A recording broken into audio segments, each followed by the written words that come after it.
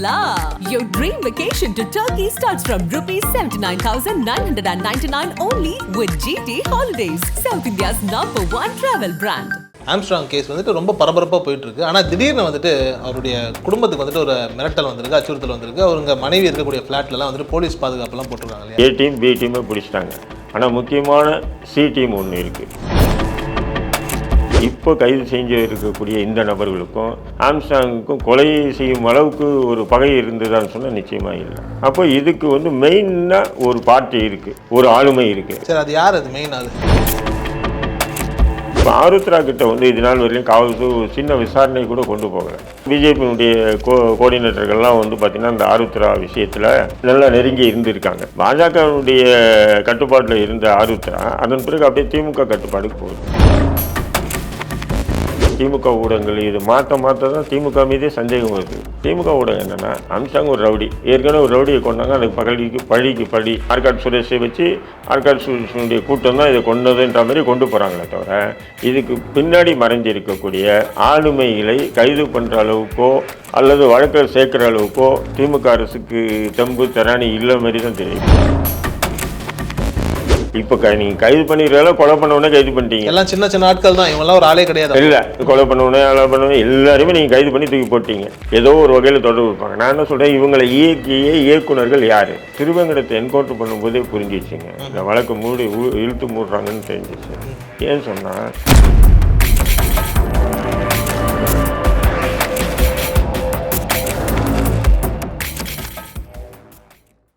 ஆகாயம் நேயர்களுக்கு வணக்கம். நான் உங்கள் அஷ்ரஃப். இன்று நம்மோடு இருப்பது திரு தடா ரஹீம் அவர்கள். சார், ஆம்ஸ்ட்ராங் கேஸ் வந்துட்டு ரொம்ப பரபரப்பாக போயிட்டுருக்கு. ஆனால் திடீர்னு வந்துட்டு அவருடைய குடும்பத்துக்கு வந்துட்டு ஒரு மிரட்டல் வந்திருக்கு, அச்சுறுத்தல் வந்திருக்கு. அவருங்க மனைவி இருக்கக்கூடிய ஃப்ளாட்லலாம் வந்துட்டு போலீஸ் பாதுகாப்புலாம் போட்டிருக்காங்க இல்லையா? யார் இந்த மாதிரியான ஒரு மிரட்டல் விடுறதுக்கான ஒரு சூழல்? இல்லை, அது மிரட்டல் எப்படி கடிதம் மூலமாக வந்ததாக தகவல் வருது. அப்படி கடிதம் மூலமாக தகவல் வருதுன்னு சொன்னால், இப்போ காவல்துறை வந்து அந்த மிரட்டல் கடிதம் விட்ட அதை ஆய்வு பண்ணி அது இப்போ வந்து ஈஸியாக கண்டுபிடிச்சிடறாங்க. அது ஒன்ஸ் அப்போ அந்த டைமில் வந்து மிரட்டல் மொட்டை கடிதாசம் வந்துன்னா யார் போட்டாங்க என்ன போட்டாங்கன்னு தெரியாது. இப்போ வந்து போலீஸ் வந்து எங்கே வந்து அந்த எந்த போஸ்ட் ஆஃபீஸில் வந்து சாப்பா அடிச்சிருக்குன்னு போது அங்கே இருக்கக்கூடிய அந்த போஸ்ட் டப்பாவிலேருந்து யார் போட்டாங்கன்றது சிசிடிவி கேமரா மூலிமா வந்து காவல்துறை வந்து துல்லியமாக வந்து கண்டுபிடிச்சிடறாங்க. அதை ஒரு சில 2-3 நாட்கள்லேயே வந்து பார்த்திங்கன்னா இந்த நபர் தான் இந்த போஸ்ட் வந்து பண்ணியிருக்காரு, அந்த நபர் யார், எங்கேருந்து வர்றாரு, என்னன்ற அந்தளவுக்கு வந்து துல்லியமாக வந்து இன்றைக்கி காவல்துறை வந்து மிரட்டல் கடிதங்கள் வந்தாவே கண்டுபிடிச்சிடறாங்க. அப்போ மிரட்டல் கடிதம் வந்துன்னா காவல்துறை வந்து சம்மந்தப்பட்டவரை வந்து பிடிச்சி விசாரித்தாங்கன்னா அது உண்மைகள் என்னன்றது தெரியும். அது உண்மையான மிரட்டலா அல்லது சும்மா காவல்துறையோ அல்லது மற்ற இதோ வந்து ஒரு திசை திருப்புவதற்காக நடத்திய நாடகமான்றது தெரிய வரும். இதனால் காவல்துறை முன்னெச்சரிக்கையாக ஏற்கனவே ஒரு கொலை ஒன்று நடந்திருக்கு. ஒரு தேசிய கட்சியின் மாநில தலைவராக இருக்கார், ஒரு கொலை ஒன்று நடந்துச்சு. கொலை நடந்தபோது அந்த இதில் இன்னும் ஏதாவது அசம்பாவம் நடந்துச்சுன்னா ஏற்கனவே மிரட்டல் கடிதம் வந்து நான் காவல்துறைக்கு சொன்னோம், ஆனால் காவல்துறை எந்த விதமான நடவடிக்கை எடுக்கலை அப்படின்றதுக்காகவே இப்போ என்ன பண்ணுறாங்கன்னா காவல்துறை ஃபுல்லாக வந்து பாதுகாப்பு போட்டிருக்காங்க. இந்த கண்ணோட்டத்தில் தான் நம்ம பார்க்கணும் அந்த மிரட்டலை பற்றி. ஆனால் அந்த மிரட்டல் கடிதத்தில் உண்மை இருக்கா பொய் இருக்கின்றது நமக்கு தெரியாது. ஆனால் மிரட்டல் வருவதற்கு உண்டான வாய்ப்புகள் இருக்குது. நீங்கள் அந்த வழக்கை பொறுத்தவரையும் நீங்கள் ஆரம்பத்துலேருந்து பார்த்தீங்கன்னு சொன்னால் ஒரு விசித்திரமாகவே போகுது அந்த வழக்கு பொறுத்தவரையும். என்னுடைய பார்வையில் இது நாள் வரையும் 22 பேரை 21 பேரை கைது பண்ணியிருக்காங்க. இந்த 21 பேரை வந்து கொலை பண்ணவங்களையும் கைது பண்ணியிருக்காங்க. அதுக்கப்புறம் அந்த கொலை பண்ணத்துக்கு உண்டான பொருளாதார உதவிகள் இல்லை, பொருளாதார உதவின்றதில் அந்த சிம் கார்டு வாங்கி கொடுத்து, செல்ஃபோன் வாங்கி கொடுத்து, அந்த கத்தி வாங்கி கொடுத்து, அந்த வெட்டினதுக்கப்புறம் கத்தியை திரும்ப ஒழிக்க வச்சது, அப்புறம் வந்து இதை கோஆர்டினேட்டர் பண்ணது, இது எல்லாமே பார்த்திங்கன்னா இப்போ கைது செஞ்சுருக்கக்கூடியவங்கெல்லாம் வந்து ஏதோ ஒரு வகையில் தொடர்பில் இருக்கலாம். இவங்கெல்லாம் அப்பாவிகள், முக்கியமான குற்றவாளியை தப்பிக்க வச்சிச்சு காவல்துறைன்னு சொல்ல முடியாது. ஆனால் என்னுடைய பார்வையில் என்னன்னு சொன்னால், ஏ டீம் பி டீமே பிடிச்சிட்டாங்க. ஆனால் முக்கியமான சி டீம் ஒன்று இருக்குது. ஏன்னு சொன்னால், இப்போ கைது செஞ்சு இருக்கக்கூடிய இந்த நபர்களுக்கும் ஆம்ஸ்ட்ராங்குக்கும் கொலை செய்யும் அளவுக்கு ஒரு பகை இருந்ததான்னு சொன்னால் நிச்சயமாக இல்லை. கொலை செய்யும் அளவுக்கு பகை இல்லை. ஆனால் நிறைய நேரங்களில் வந்துட்டு சார் ரொம்ப சப்பையான விஷயத்துக்கு தான் சார் கொலையே நடக்குது. ரொம்ப சீரியஸாக ஒரு விஷயம் நினைப்போம், அதில் எதுவுமே பண்ண மாட்டானுங்க. ஆனால் திடீர்னு ரோட்டில் பார்த்து ஒருத்தன் திட்டிட்டு போயிருப்பான், கடைசியில் அவனை போட்டுருவானுன்ற மாதிரியான சம்பவம்லாம் கேள்விப்பட்டிருக்கேன். இப்போ அது இந்த கொலை அது கூட அந்த மாதிரி கூட இல்லை, அவ்வளோ வரத்து கூட இல்லை, அந்த மாதிரி கூட நடக்கலைன்றேன், ஒர்த்து இல்லை, அந்த மாதிரி கூட வந்து ஒரு வாய்ப்பு இல்லைன்றேன். அந்த மாதிரி ஒரு ரோட்டில் போனவங்ககிட்ட சண்டை போட்டாப்புல அப்படிப்பட்ட நபரே இல்லை ஆரம்பிச்சிட்டாங்கன்னும் போது அப்போ இந்த கொலை நடந்திருக்கு. அப்போ இந்த கொலைக்கு சம்மந்தப்பட்ட குற்றவாளிகள் எல்லாம் கைது பண்ணியிருக்காங்க. இப்போ திமுக என்ன சொல்லுதுன்னா, திமுக காவல்துறை, திமுக அரசு என்ன சொல்லுதுன்னா, பாருங்கள் நாங்கள் 8 பேர் தான் சரண்டர் ஆனாங்க, நாங்கள் மற்ற பேரெல்லாம் கைது பண்ணிட்டோம், அது திமுக காரனும் இருக்கான், அதிமுக காரனும் இருக்கான், பிஜேபி காரங்களை எல்லாரையுமே நாங்கள் கைது பண்ணிட்டோம் அப்படின்றாங்க. அப்போ எல்லாரையும் வந்து என்னன்னு சொன்னால், ஏற்கனவே பல குற்ற வழக்குகள் உள்ள அல்லது குற்ற வழக்கில் இருந்த அவர் கூட இருக்கக்கூடிய நபர்களை தான் இது நாள் வரையிலும் கைது பண்ணியிருக்காங்க. அப்போது இவங்களுக்கும் ஆம்ஸ்ட்ராங்குக்கும் கொலை செய்யும் அளவுக்கு பகை முன்விரோதம் இருக்க வாய்ப்புகளே இல்லை. அப்போ இந்த கொலை நடந்திருக்கு, ஆம்ஸ்ட்ராங் கொலை பண்ணியிருக்கு. அப்போ இதுக்கு வந்து மெயினாக ஒரு பார்ட்டி இருக்குது, ஒரு ஆளுமை இருக்குது. அந்த ஆளுமையை தமிழக காவல்துறை கைது பண்ணுமா அல்லது இதோட வழக்கு முடிக்குமா அப்படின்ற சந்தேகம் தான் நான் என்னை போன்ற நபர்களுக்கு வருது. சரி, அது யார் அது மெயின்? அது இப்போ நீங்கள் வந்து பார்த்தீங்கன்னு சொன்னால் நம்ம விரிவாகவே பேசுவோம். என்னன்னு சொன்னீங்கன்னா, ஆருத்ரா என்ற ஒரு சப்ஜெக்ட் நம்ம வந்து இதில் வந்து தவிர்க்க முடியாது. இப்போ ஆருத்ரா கிட்ட வந்து இது நாள் வரையிலும் காவல்துறை ஒரு சின்ன விசாரணை கூட கொண்டு போகல. ஆருத்ரா வந்து ஆரம்பத்தில் வந்து பார்த்தீங்கன்னு சொன்னால் முழுக்க முழுக்க அது வந்து அண்ணாமலை, அமர் பிரசாத் ரெட்டி, இப்படி பிஜேபியினுடைய அப்புறம் சுரேஷ் என்ற அந்த நடிகர் ஆர்கே சுரேஷ் இவங்க எல்லாமே வந்து பார்த்தீங்கன்னா பிஜேபியினுடைய கோஆர்டினேட்டர்கள்லாம் வந்து பார்த்தீங்கன்னா இந்த ஆருத்ரா விஷயத்தில் நல்லா நெருங்கி இருந்திருக்காங்க. ஆனால் அதன் பிறகு அதன் பிறகு வந்து ஆருத்ரா விஷயத்தை வந்து தமிழக அரசு வந்து என்ன பண்ணாங்க, அந்த பாதிக்கப்பட்ட மக்கள் அந்த புகார் கொடுத்து வழக்கு பதிவு செஞ்ச உடனே அந்த வழக்கு தமிழக அரசு எடுத்து விசாரணை பண்ணி சுமார் 22-23 பேரை கைது பண்ணுறாங்க. சில கோடிகளை வந்து கைப்பற்றுறாங்க. தமிழக குற்றப்பிரிவு சிபிசிஐடி வந்து பண்ணும்போது என்ன ஆகுதுன்னு சொன்னால், அப்போ வந்து அண்ணாமலை அந்த மத்திய பிஜேபி டீம் வந்து கொஞ்சம் விலகுது. ஏன்னா இனி நம்ம இருந்தோம்னு சொன்னால் நம்மளையும் கைது பண்ணிடுவாங்களா அப்படின்றது. அதில் தான் ஆர்கே சுரேஷ் கூட இன்வால்மெண்ட் இருந்தாருன்னு சொல்லிட்டு அவர் தேடப்படும் குற்றவாளியை போட்டு அவர் துபாய்க்கு ஓடி, அப்புறம் துபாயிலேருந்து அவர் ஹைகோர்ட்டில் ஒரு ரிட்டு போட்டு அவர் வந்து சரண்டர் ஆகிட்டு, நான் வந்து எனக்கு அதுக்கு சம்மந்தம் இல்லை, நான் காசு வாங்கினேன், அந்த காசு இதுக்கு தான் அப்படின்றத ஒரு கணக்காட்டிட்டு போயிட்டார். அதுக்கப்புறம் அந்த வழக்கு அப்படியே தூக்கி குப்பையில் போட்டாங்க. அப்போது பாஜகவுடைய கட்டுப்பாட்டில் இருந்த ஆருத்ரா அதன் பிறகு அப்படியே திமுக கட்டுப்பாட்டுக்கு போகுது. இப்போ திமுக கட்டுப்பாட்டில் இருக்கும்போது தான் என்ன ஆகுதுன்னு சொன்னால், திமுக கட்டுப்பாட்டில் இருக்கும்போது ஆம்ஸ்ட்ராங் தரப்பில் இருந்து பாதிக்கப்பட்ட மக்கள் சார்பாக வந்து ஆம்ஸ்ட்ராங் வந்து ஆருத்ராவை அணுகும்போது அப்போது அந்த பாதிக்கப்பட்ட மக்களுக்கு கொஞ்சம் தொகைகளும் கைமாறப்பட்டு இருக்கிறதா தகவல் வருது. இது ஆதாரபூர்வமான தகவல்கள். அதாவது ஆம்ஸ்ட்ராங் அவர்கள் முன்னின்று அந்த பணம் வந்து கைமாறி இருக்கு. அதன் பிறகு இன்னொரு கட்டமாக வந்து ஒரு நிறைய பேர், அதாவது ஃபஸ்ட்டு வந்து ஒரு 100 பேருக்கு கைமாறிச்சுன்னா இன்னொரு 1000-2000 பேருக்கு பாதிக்கப்பட்ட மக்கள் சார்பாக வந்து ஆம்ஸ்ட்ராங் வந்து மறுபடியும் வந்து ஆருத்ரா கிட்ட மோதும் போது அப்போது சில அரசியல் ஆளுமைகள் வந்து ஆம்ஸ்ட்ராங்கை வந்து இல்லை நீங்கள் இதை விடும்போது இல்லை இதை விட முடியாது, இது எப்படிங்க பாதிக்கப்பட்ட மக்களுக்காக நாங்கள் எப்படிங்க விட முடியும் அப்படின்ற மாதிரி அவர் பேசும்போது அதன் பிறகு தான் இந்த படுகொலை நடந்திருக்கு. அதன் பிறகு தான் இந்த படுகொலையை நிகழ்ந்திருக்கும் போது அப்போ இது ஆருத்ராவை சுற்றி இது நடந்திருக்கிறது தான் நம்ம பார்க்குறோம். அப்படின்னும் போது இப்போ நீங்கள் சொன்னீங்க மொதல் பிஜேபி கிட்ட இருந்த ஒரு ஆருத்ரானுடைய விஷயம் அப்படியே டிஎம்கே கிட்ட மாறுதுங்கிறீங்க. டிஎம்கே கிட்ட மாறின உடனே தான் இவர் வந்துட்டு ஒரு 1000 பேருக்கு நீங்கள் திருப்பி வாங்கி கொடுக்குறாருன்ற மாதிரியான ஒரு சூழல் வரும்போது சில தலைவர்கள் முன்ன வந்து இதெல்லாம் பண்ண வேணான்ற மாதிரி சொல்கிறாங்க. அதுக்கப்புறம் தான் கொலை நடந்தது அப்படின்னு சொல்லி ஒரு பார்வை நீங்கள் பார்க்குறீங்க. இல்லை, பிஜேபி தான் இதில் இன்வால்மெண்ட்டு, ஆளுங்கட்சி தான் இன்வால்மெண்ட் இல்லை. ஆளுங்கட்சி அது கடைசி நேரத்தில் வந்து அது பிஜேபி கையில் இருந்து ஆருத்ராவுடைய அந்த கண்ட்ரோல் வந்து ஆளுங்கட்சிக்கு மாறுது இல்லைங்களா? அப்போ ஆளுங்கட்சி தான் அதுக்கு பொறுப்பேற்கணுன்றீங்க நீங்கள்? ஆளுங்கட்சி மாறி இருக்கணும் போது அந்த நிலையில தான் வந்து ஆம்ஸ்ட்ராங் தரப்பில் வந்து ஃபஸ்ட்டு பேசுகிறாங்க. ஒரு பெரும் தொகை போயிருக்கிறதாவும் அவர் அது பாதிக்கப்பட்ட மக்களுக்கு ஆம்ஸ்ட்ராங் கொடுத்தது சொல்கிறாங்க. கொடுத்தாரா கொடுக்கலையா அது வேறு விஷயம் இருக்கட்டும், கொடுத்ததா சொல்கிறாங்க. அது ஒரு விஷயம் இருக்குது. அப்படி இருக்கும்போது அப்போது அந்த ஆளுங்கட்சி தரப்பில் எப்போவுமே திமுக காரங்கிட்ட ஒரு பழக்கம் என்னென்னா, அவங்களுக்கு தெரியாமல் ஒரு 10 லட்சம் ரூபாய் பஞ்சாயத்து இன்னொருத்தம் பண்ணிட்டாங்க, மூக்கு செவுந்துடும் அவங்களுக்கு. அப்போ அது ஆளுங்கட்சியினுடைய இது இருந்திருக்கு. அப்போது ஆம்ஸ்ட்ராங் வந்து இதில் தலையிடும் போது அப்போ இந்த கொலை நடந்திருக்குன்னா ஏன் காவல்துறை நீங்கள் வந்து கொலை பண்ணணும் பிடிச்சேன், கொலை பண்ணது இவங்க தான் இருப்பாங்க, இவங்க தான் அதில் எந்த மாற்று கருத்தும் இல்லை. ஏன்னா இந்த கொலை பண்ணதுக்கு முன்னாடி இவங்கள பயன்படுத்தினதான் இந்த கொலைக்கு நம்ம பேர் வராது, முன்பகை காரணம்னு சொல்லி வழக்கு முடிக்கலாம் அப்படின்றது திட்டமிடல இருக்கும். புரியுதுங்களா உங்களுக்கு? ஏன்னா இந்த நபர்களை பயன்படுத்தாமல் கொலைக்கு வேறு நபர்களை பயன்படுத்தினா நம்ம மாட்டிக்குவோம். புரியுதுங்களா? நம்ம மாட்டிக்குவோம். அதனால் நம்ம இவங்கள பயன்படுத்தினா தான் நம்ம அப்போ இவங்கள வந்து பொருளாதாரம் கிடைக்குதுன்னும் போது எல்லாம் ஏற்கனவே பல வழக்குகள் உள்ள நபர்கள் தானே. அப்படின்றதுனால பொருளாதாரம் காசு கிடைக்குதுன்றதுனால இவங்க என்ன பண்ணுறாங்க, இவங்க சம்பவம் செஞ்சுருப்பாங்க. என்னன்னா என்னை பொறுத்தவரையும். ஆனால் இதை வந்து எப்படி ஊடகங்கள், திமுக ஊடகங்கள் இது மாற்ற தான் திமுக மீதே சந்தேகம் வருது. திமுக ஊடகம் என்னென்னா, ஆம்ஸ்ட்ராங் ஒரு ரவுடி, ஏற்கனவே ஒரு ரவுடியை கொண்டாங்க, அதுக்கு பழிக்கு பழி அப்படிங்கிற மாதிரி அதான் ஆற்காடு சுரேஷை வச்சு ஆற்காடு சுரேஷனுடைய கூட்டம் தான் இதை கொண்டதுன்ற மாதிரி கொண்டு போகிறாங்களே தவிர இதுக்கு பின்னாடி மறைஞ்சிருக்கக்கூடிய ஆளுமைகளை கைது பண்ணுற அளவுக்கோ அல்லது வழக்கை சேர்க்குற அளவுக்கோ திமுக அரசுக்கு தெம்பு திராணி இல்லை மாதிரி தான் தெரியும். இப்போ உதாரணத்துக்கு நம்ம சொல்லுவோம், ஒரு 10 வருஷத்துக்கு முன்னாடி 10 வருஷத்துக்கு முன்னாடின்னு வைங்க, 10-15 வருஷத்துக்கு முன்னாடி சங்கர்ராமன் படுகொலை நடந்தது. காஞ்சிபுரத்தில் வந்து சங்கர்ராமன் படுகொலை. அப்போ அந்த படுகொலை நடந்தவுடனே அப்போது அதிமுக ஆட்சி. அப்போது போலீஸ் வந்து இதேமாரி 5 டீம் ஸ்பெஷல் டீம் போட்டு, ஏன்னா சங்கர்ராமன் என்பது அந்த ஒட்டுமொத்த காஞ்சிபுரம் கோயிலுடைய தர்மகர்த்தாவாக ஏதோ ஒரு இருக்காப்புல. அப்போ இந்த கொலையை வந்து கண்டுபிடிக்கணும் யார் என்னன்னு அப்படின்னு சொல்லிட்டு அப்போ என்ன பண்ணுறாங்க, அப்போ 5 ஸ்பெஷல் டீமை போட்டு ஒரு எஸ்பி தலைமையில் போட்டு விசாரணை ஆரம்பிக்கிறாங்க. அப்போ வந்து போலீஸ் என்ன பண்ணுறது, தீவிர விசாரணை பண்ணி ஒரு 15, 16, 17, 18, 20 பேரை கைது பண்ணுறாங்க. முக்கியமான குற்றவாளியாக அப்பு என்ற ஒரு நபரை கைது பண்ண.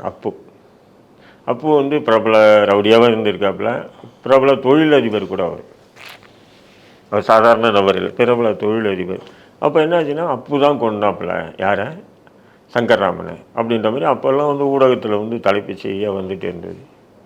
ஆனால் என்னை போன்ற நபர்களுக்கு அந்த நேரத்தை ஒரு சந்தேகம், அப்புக்கும் சங்கர்ராமனுக்கும் என்ன சம்பந்தம், எதுக்கு இவர் கொலை பண்ணியிருப்பாப்புல. சரி போலீஸ் விசாரிக்குது அப்படின்னு விட்டோம்.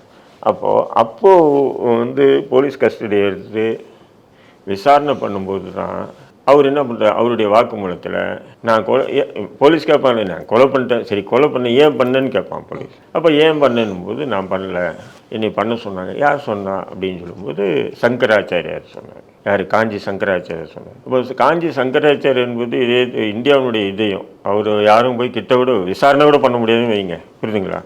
அப்படியாப்பட்ட ஒரு மிகப்பெரிய ஒரு ஆளுமை. அப்போது அன்றைய அதிமுக அரசு என்ன பண்ணி உடனே முதல்வர்கிட்ட வந்து தகவலும், யாராக இருந்தாலும் சரி விடாதீங்க, விசாரணை பண்ணுங்க அப்படின்றாங்க.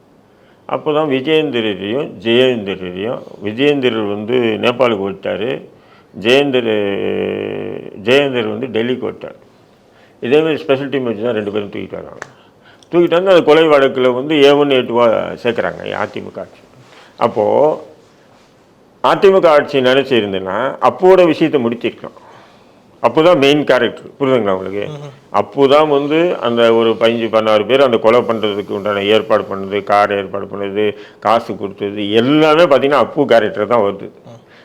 அந்த நேரத்தில் காவல்துறையோ அல்லது அன்றைய சிஎம்ஓ நினச்சிருந்தா சங்கராச்சாரியர்களை கைது பண்ண வேண்டிய அவசியமே இருந்திருக்காது. ஆனாலும் ஜெயலலிதா என்ன பண்ணுச்சு, யார் உண்மை குற்றவாளி தெரியணும் அப்படின்போது அப்போது வந்து என்னன்னா அந்த சங்கரமட விஷயத்தில் சங்கர்ராமன் அடிக்கடி பெட்டிஷன் போட்டு தொல்லை பண்ணிகிட்டே இருந்தாப்புல. அதுக்காக அவனை கொலை பண்ணுறதுக்காக அப்போ வந்து நியமனம் பண்ணியிருக்காங்க சங்கரமடத்தில். அப்போது அந்த விஷயம் வெளியே வந்தது, கைது பண்ணாங்க, போட்டாங்க. அது போன்ற ஒரு ஆளுமை திமுக கிட்ட இருக்கான்னு சொன்னால் இல்லை நான் இன்வால்வ்டுன்னா நேரடியாக எனக்கு ஆனால் அது அதுதான் சார் நான் சொல்கிறேன். ஆருத்ரா கிட்ட விசாரணை பண்ணி விசாரணை பண்ணால் இதில் நிறைய விஷயங்கள் வரும். நான் என்ன சொல்கிறேன், ஆருத்ரா பாதிக்கப்பட்ட மக்களுக்கெல்லாம் தமிழக அரசு திருப்பி காசை வாங்கி திருப்பி கொடுத்துட்டாங்களா, அல்லது ஆருத்ராவை மிரட்டி அரசியல்வாதிகளும், அது அண்ணாமலையாக இருக்கட்டும், அமர் பிரசாத் ரெட்டியாக இருக்கட்டும், இன்னும் யார் எவ்வளோ காசை மிரட்டி வாங்கினாங்க வரணுமா இல்லையாங்க? இப்போ நானே வாங்கியிருக்கேன் ஆருத்ரா கிட்ட மிரட்டி, ஆம்ஸ்டாங்கே வாங்கியிருக்காப்புல, அல்ல இன்னும் யார் தலைவர்கள் வந்து ஆருத்ராவை மிரட்டி காசு வாங்கியிருக்காங்க. இந்த விஷயத்தை முழுக்க விசாரித்ததான் ஆம்ஸ்ட்ராங் படுகொலையினுடைய உண்மையான முழு பின்னணி வெளியே வரும். இல்லைன்னா வராது. இப்போ நீங்கள் கைது பண்ணிடுறதால கொலை பண்ண உடனே கைது பண்ணிட்டீங்க. எல்லாம் சின்ன சின்ன ஆட்கள் தான், இவங்கெல்லாம் ஒரு ஆளே கிடையாது. இல்லை, கொலை பண்ண உடனே எல்லாருமே நீங்கள் கைது பண்ணி தூக்கி போட்டீங்க. அது இந்த மாற்றுக்கிறது அவங்களுக்கும் இதுக்கும் தொடர்பே இல்லை. பொய்யான கேஸில் காவல்துறை வந்து கைது பண்ணியிருக்குன்னு சொல்ல முடியாது. நம்ம ஏதோ ஒரு வகையில் தொடர்பு இருப்பாங்க. நான் என்ன சொல்கிறேன், இவங்களை இயக்கிய இயக்குனர்கள் யார்? ஓப்பன், அவ்வளோதான். அதுதான் அப்படிதான். அதுக்கு போன்ற சங்கராச்சாரியரை எப்படி கைது பண்ணாங்களோ அப்புடைய வாக்குமூலத்தை எடுத்து அதேமாரி இந்த வழக்கில் திருவங்கடத்தை எப்பவுமே ஒரு வழக்கு திருவங்கடத்தை என்கவுண்டர் பண்ணும்போதே புரிஞ்சிச்சுங்க, இந்த வழக்கை இழுத்து மூடுறாங்கன்னு தெரிஞ்சிச்சுங்க. ஏன்னு சொன்னால் முக்கியமான குற்றவாளிகள் இப்போ என்னையே கஸ்டடியில் நான் இருந்திருக்கேன். கஸ்டடியில் பாத்ரூம் கூட திறந்து 2 பேர் 2 பக்கம் நிற்பாங்க. பாத்ரூமில் நம்ம டாய்லெட் போய் உட்காந்தா கூட கதவு சாத்த விட மாட்டாங்க, முன்னாடி நிற்பாங்க. ஏன்னு சொன்னால் நான் எதனா தற்கொலை பண்ணிட்டேன் நான் பாத்ரூமில் போய். அப்போ அந்த வழக்கு அடுத்த கட்ட நோக்கி போகாது இல்லையா? புரியுதுங்களா உங்களுக்கு? புரியுது. ஸோ அந்த அளவுக்கு வந்துட்டு ஃபாலோ பண்ணிகிட்டே அதாவது என்னை நிர்வாணமாக ஆக்கிட்டு நான் லுங்கி கட்டியிருந்தாலோ ஜட்டி சட்டை கட்டி, ஏன்னா அதை வச்சு நான் கழுத்துக்கிட்டு இருக்கிடக்கூடாது பாத்ரூமில் உட்கார சாக்கலைன்ட்டு என்னை நிர்வாணமாக பாத்ரூமில் உட்கார வச்சுட்டு 2-3 காவலர்கள் நிற்பாங்க. ஏன்னா நான் செத்துடக்கூடாது, செத்துட்டுனா வழக்கு அடுத்த கட்டத்தை நோக்கி போகாது. அப்படி ஒவ்வொரு வழக்கினுடைய புலன் விசாரணையுடைய இது வந்து அவ்வளோ ரகசியமாக அவ்வளோ இதுவாக போயிட்டு இருக்கிற நேரத்தில் நீங்கள் ஆம்ஸ்ட்ராங் என்ற மிகப்பெரிய ஒரு தேசிய கட்சியினுடைய மாநில தலைவர், ஒரு தமிழகத்தினுடைய ஒடுக்கப்பட்ட மக்களுடைய விடியலாக தேர்ந்த ஆம்ஸ்ட்ராங் படுகொலையை முக்கிய குற்றவாளி நீங்கள் தான் சொல்கிறீங்க, எனக்கு தெரியல. முக்கிய குற்றவாளின்னு கருதக்கூடிய அதை சொல்லக்கூடிய அந்த திருவங்கடம் என்ற நபரை எப்படி என்கவுண்டர் பண்ணலாம்? ஸோ அப்படி ஒரு பார்வை வரும்போது இப்போ நீங்கள் வந்துட்டு ரொம்ப ஈஸியாக ஒரு ப்ரூஃபே இல்லாமல் ஒரு ஆளுங்கட்சி மேலே வந்துட்டு ஒரு புகார் வைக்கிற மாதிரி தானே இருக்குது. அது வந்துட்டு ஏற்புடையதா? எங்க நம்ம வந்து இந்த வழக்கு போகிற விஷயத்தை பார்த்து நம்ம சொல்கிறோம், அது புகாராக நீங்கள் நினைக்காதீங்க. அதை நோக்கி விசாரணை பண்ணாங்கன்னா உண்மை குற்றவாளிகள் கண்டுபிடிக்க வாய்ப்புகள் இருக்கு இல்லையா? சரி, இப்போ அதில் ஆருத்ரான்னு சொல்லி நான் சொல்லியே ஃபஸ்ட்டு திமுக ஊடகங்கள் தானே பெருசாக வெளிப்படுத்துச்சு ஆருத்ரான்னு. இப்போ ஆருத்ரா விஷயம் அப்படியே மறைஞ்சு போச்சு. அப்போ ஆருத்ராவுக்கும் ஆம்ஸ்ட்ராங் படுகொலைக்கும் என்ன இருக்குது? அதில் மறைஞ்சுள்ள மர்மங்கள் என்ன? ஆருத்ரா பாதிக்கப்பட்ட மக்கள் சார்பாக வந்து ஆம்ஸ்ட்ராங்கும் இன்னும் சிலர் போய் ஆருத்ராவை அணுகிறதா சொல்கிறாங்களா? அது அணுகினாங்களா? உண்மையா? அப்போ அங்கே வந்து எவ்வளோ பணம் வந்து கை மாறிச்சு அந்த பாதிக்கப்பட்ட மக்கள் கொடுக்க சொல்லி ஆம்ஸ்ட்ராங்கிட்டே இல்லை ஆம்ஸ்ட்ராங் சார்ந்தவங்ககிட்டே கொடுக்க சொல்லி எவ்வளோ தொகை கை மாறிச்சு? அந்த தொகைகள் வந்து பாதிக்கப்பட்ட மக்கள் வாங்கினாங்களா? அல்லது அதே போன்று பாதிக்கப்பட்ட மக்களை கொண்டு போய் ஆருத்ரா கிட்ட வந்து அப்ரோச் பண்ண நபர்கள் யார் யார்? எந்த அரசியல்வாதி, எந்த ரவுடி பையன், எந்த சமூக போராளிகள்? இது சம்பந்தமாக விசாரிக்காம, ஏன்னா இன்னைக்கு மிரட்டல் கடிதம் வந்ததுன்றதுனால தான் நம்ம இந்த விஷயம் எல்லாம் நம்ம பேசுகிறோம். சரி, இப்போ இதுக்கும் அந்த மிரட்டல் கடிதத்துக்குமே சம்மந்தம் இருக்குங்க. அதுதான் சொல்கிறேன் நான். ஏன்னு சொன்னால் இவ்வளோ விஷயங்கள் பேசப்பட்டு வருதுங்க. ஆருத்ரா கிட்ட வந்து ஆம்ஸ்ட்ராங் வந்து மக்கள் சார்பாக பாதிக்கப்பட்ட மக்கள் சார்பாக போனாருன்னு. அப்போ பாதிக்கப்பட்ட மக்கள் சார்பாக போய் அப்ரோச் பண்ணியிருக்காங்க. அப்போ பாதிக்கப்பட்ட மக்களுக்கு வந்து ஆருத்ரா கொடுத்தாங்களா பணம்? எவ்வளோ கொடுத்தாங்க? அது யார் யாருக்கு பகிர்ந்து கொடுத்தாரு? இப்போ அதில் ஏதாவது பிரச்சனைகள் இருக்கா? அதனால இந்த மிரட்டல் கடிதங்கள் வருதா? ஏன்னா நம்ம வந்து எப்பவுமே வந்து ஒன்று நடந்து முடிஞ்சதுக்கப்புறம் வந்து உட்காந்து பேசுறது 1000 விஷயங்கள். நான் சொல்கிறேன், அதுக்கு முன்னாடி நம்ம இதை பற்றி வந்து நம்ம ஏன் பேசுகிறோம்னா இதுதான் மெயின். இப்போ இந்த மிரட்டல் கடிதம்னு வரத்துக்கு முன்னாடி நம்ம இந்த விஷயங்கள்லாம் நம்ம எப்பவுமே பேசலை. ஆனால் இதுக்கு பின்னாடி ஒரு ஆளுமை இருக்குது. ஆம்ஸ்ட்ராங் படுகொலைக்கு பின்னாடி ஒரு ஆளுமை இருக்குது. அந்த ஆளுமையை கைது பண்ணதுக்கு ஏதோ ஒரு காவல்துறைக்கு ஒரு கருப்பாடோ வெள்ளாடோ ஏதோ ஒரு நாசமாக போன ஆடோ வந்து தடுங்கலாக இருக்குது அப்படின்றத நம்ம பார்க்குறோம். உங்களுக்கு தெரியுமா யாருன்னு ஒரு யூகத்தின் அடிப்படையிலாவது? இல்லை, அது நம்ம வந்து யூகத்தின் அடிப்படையில் பொது வெளியில் பேச முடியாது. நீங்கள் தனியாக பேசும்போதுன்னு சொன்னோம் யூகம் இவர் மேலே இருக்கு அவர் மேலே இருக்குன்னு சொல்லலாம். சோசியல் மீடியாவில் உட்காந்துட்டு இது லட்சக்கணக்கான வியூவர்ஸ் பார்ப்பாங்க. அவங்ககிட்ட முன்னாடி வந்து இவர் தான் அப்படின்னு நம்ம ஒரு சந்தேகத்தை வந்து சொல்ல முடியும். ஆனால் உங்களுக்கு தெரியுது இல்லை, அது எல்லாரும் சொல்கிறத வச்சு அப்படியே கொஞ்சம் புரியுது. ஆமாம், அதுதாங்க ஃபேக்ட் தான் இல்லையா? இப்போ இன்னொரு பார்வையில் வந்துட்டு இப்போ பொற்கொடி அவர்கள் வந்து பதவியில் வராங்க, ஒருங்கிணைப்பாளராக இருக்காங்கன்னும் போது அங்கேயும் வந்துட்டு அவங்க இந்த பதவிக்கு வந்ததில் பெரிய ஒரு ஈர்ப்பு நிறைய பேருக்கு இல்லை, அதில் வந்துட்டு நிறைய எதிர்ப்பு இருக்குது. அதனால் வந்துட்டு கட்சி சார்ந்த ஒரு கொலை மிரட்டலாக கூட இது இருக்கலாங்கிற ஒரு பார்வை இருக்குல்ல, அப்படி சாத்தியமா? இல்லை, அது பிஎஸ்பியை பொறுத்தவரையிலும் அப்படி ஒரு பிரச்சனை அங்கே உருவாகலை. அவங்க அடுத்த கட்ட தலைவராக கூட இப்போ ஆனந்த நியமனம் பண்ணது கூட எதிர்ப்புகள்லாம் பெரிய அளவுக்கு இல்லை. நான் வரணும், நீ வரணும், இல்லை வெளிப்படையான எதிர்ப்புகள் இல்லை, மறைமுகமான எதிர்ப்புகள் இல்லைன்னு தான் கேள்விப்பட்டேன் நான். இப்போ ஆனந்தன் தான் தலைவராக இருக்கப்பல இப்போ இருக்கக்கூடிய ஒருங்கிணைப்பாளராக போட்டிருக்காங்க என்பது இதில் மிகப்பெரிய ஒரு எதிர்ப்புகளோ ஒரு விதமான ஒரு இதுவோ பதட்டமோ இல்லை. ஏன் சொன்னால் அது வந்து தமிழ்நாட்டில் வந்து மிகப்பெரிய கட்டமைப்பு உள்ள ஒரு கட்சியாக பிஎஸ்பி இல்லை. அதனால் அப்படி இருக்கவே தவிர ஒரு காலம் அதேமாரி கட்டமைப்பு பெரிய கட்சிகள் போன்ற ஒரு கட்டமைப்பு இருந்ததுன்னா நீங்கள் சொன்ன மாரி அது போன்ற எதிர்ப்புகள் அது இதுன்னு வந்திருக்கலாம். ரெண்டாவது தேசிய கட்சிகளில் வந்து நம்ம வந்து அந்த மாதிரி ஒரு பகை அதிகமாக உருவாகாது. ஏன்னு சொன்னால் அவங்க நினச்சாலும் திடீர்னு அகில இந்திய தலைமை வந்து திடீர்னு இவரை போடும் தலைவரை, திடீர்னு அவரை போடும், திடீர்னு யாரோனா போட்டு போயிடுவாங்கன்னு தெரியும். ஆனால் தேவையில்லாத பகைகளை உருவாக்க விரும்ப மாட்டாங்க தேசிய கட்சிகளுடைய மாநில தலைமைக்கு. அதே மாநில கட்சியாக இருந்ததுன்னா அதுக்கு வந்து நீங்கள் சொல்கிற மாதிரி வந்து கொஞ்சம் அந்த முரண்டெல்லாம் பிடிப்பாங்க. தேசிய கட்சியினுடைய மாநில ஏன்னா அகில இந்திய தலைமை யாரை வேணால் போட்டு போயிடும் இல்லை, தலைவராக போட்டு நியமனம் பண்ணிட்டு போயிட்டே இருப்பாங்க. நிச்சயமா. இப்போ பொற்கொடி அவர்கள், அதாவது பொற்கொடி ஆம்ஸ்ட்ராங் தான் அவங்களை சொல்லணும்னு சொல்லியிருக்காங்க. இப்போ அவங்க வந்துட்டு இப்போ ஒருங்கிணைப்பாளராக இருக்காங்க இல்லையா, அவங்களுடைய வியூகம்ங்கிறது இந்த ஒரு கேஸ்லையாக இருக்கட்டும், அவங்க இதுக்கப்புறம் பிஎஸ்பி கட்சியிலையாக இருக்கட்டும், எந்த மாதிரியான ஒரு நிலைப்பாட்டில் இருக்கும்னு ஏதாவது சொல்ல முடியுமா? இல்லை, அவங்களுடைய அரசியல் பார்வை, அவங்களுடைய அரசியல் தெளிவு, சமூக தெளிவு, அவங்க எப்படின்றது நம்ம இதுலேயும் அவங்ககிட்ட பேசுனதில் பழகினதில் எதுவுமே இல்லைன்னும் போது அதை பற்றி நம்ம சொல்ல முடியாது. அவங்க அரசியலில் ஆழமான சிந்தனையோ அல்லது அரசியல் ஞானமோ பெற்றிருந்தால் அவங்க வந்து கொண்டு போகிறதுக்கான வாய்ப்புகள் இருக்குது. ஆம்ஸ்ட்ராங் இருக்கும்போது இருந்ததை விட இன்னும் அதிகமாக வந்து கட்டமைப்பு உருவாக்கி கொண்டு போகிறதுக்கு வாய்ப்பு இருக்குது.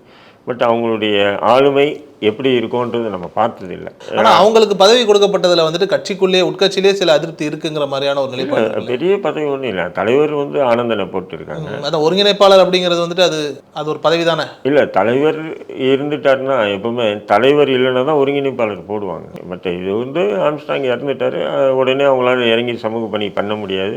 ஆனால் சும்மா ஒருங்கிணைப்பாளர்னு சொல்லி இருக்கட்டும். ஏன்னா ஆம்ஸ்ட்ராங் கூட நண்பர்களாக இருந்தவங்க தான் கட்சியினுடைய மாநில நிர்வாகிகளாக இருக்காங்க.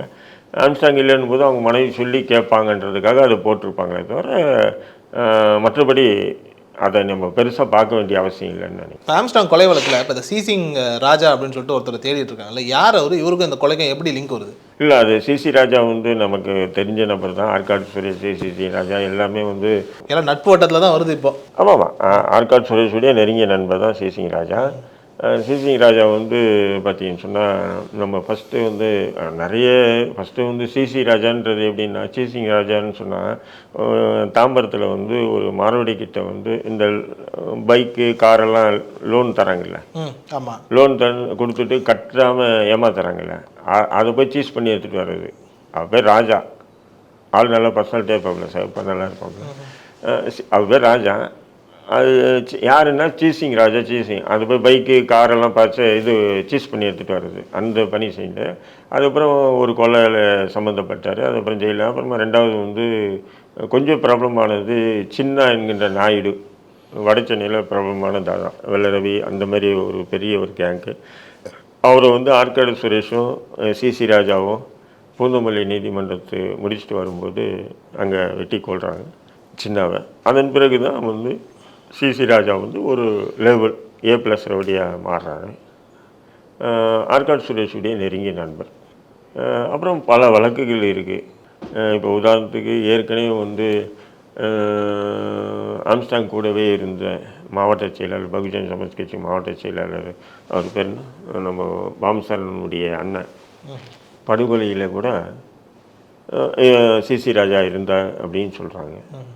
இப்படி பல வழக்குகளில் இருக்காப்புல. இந்த வழக்கில் வந்து அவர் சம்மந்தப்பட்டிருக்காரா இல்லையா அப்படின்றது நமக்கு தெரியல. காவல்துறையும் அந்த வழக்கில் அவர் தேடப்படும் குற்றவாளியை நாங்கள் சேர்த்துருக்கோம் அப்படின்னு சொல்லலை. ஆனால் அவர் மேலேயும் ஒரு பார்வை போயிருக்கு. அவர் வந்துட்டு ஆல்மோஸ்ட் வந்து கொஞ்சம் மறைமுகமாகவும் தேடிட்டு இருக்கிற மாதிரியான ஒரு இல்லை. அது ஆரம்ப காலத்தில் சிசிடிவியில் ஓடினதெல்லாம் சிசி ராஜா தான் அப்படி இப்படின்னு சொல்லி சொன்னாங்க. ஆனால் அதுக்கப்புறம் தான் போலீஸ் வந்து அந்த திருவேங்கடத்தை என்கவுண்டர் பண்ண பிறகு வந்து அந்த சிசிடிவியில் ஓடினவங்க வெட்டினவங்க யார் யாருன்றதை அது கிளீனாக வந்து கிராஃப் மாரி உருவாக்கிட்டாங்களே, இவர் தான் இது அதில் வந்து சிசிங் ராஜாவே இல்லையே. போலீஸ் வெளியிட்ட அந்த வீடியோவில் சிசிங் ராஜாவே இல்லைன்னு போது அப்போ சிசி ராஜா இதில் சம்மந்தப்படலைன்றது தான் நீங்கள் பார்க்கலாம். சரி, இதில் சம்மந்தப்படல. ஆமாம். ரொம்ப நன்றி சார். நேரத்தில் தகவல் இருக்கும். Hola! Your dream vacation to Vietnam starts from rupees 39,999 only with GT Holidays, South India's #1 travel brand.